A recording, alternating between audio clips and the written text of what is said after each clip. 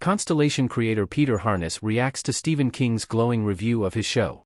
The Apple TV Plus sci-fi thriller follows the harrowing story of an astronaut, Johanna "Jo" Eriksson Numi Rapace, who survives an incident on board the International Space Station.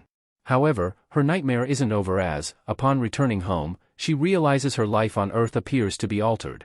The series has received largely positive reviews from critics for its strong performances and eerie premise, but one review particularly stood out to Harness. While speaking to Screen Rant, Harness revealed what it was like when Constellation earned King's approval. At first, Harness feared something was wrong when his phone started blowing up at 6 a.m. on a Saturday. However, he was delighted to learn all the clamor was because King had reviewed his show and called it just about perfect. Check out his statement below. What makes Constellation so close to perfect? Harness' reaction to King's review of Constellation was certainly not an overreaction.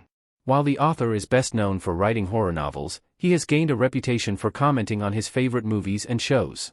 Getting the master storyteller's approval is no easy feat, meaning King's positive reviews are a unique badge of honor for specific projects. Not only is his approval a strong indicator of quality, but viewers will be very curious to learn how a show gets so close to perfection. In his review of Constellation, King largely praised its suspense, calling it nail-biting and believable.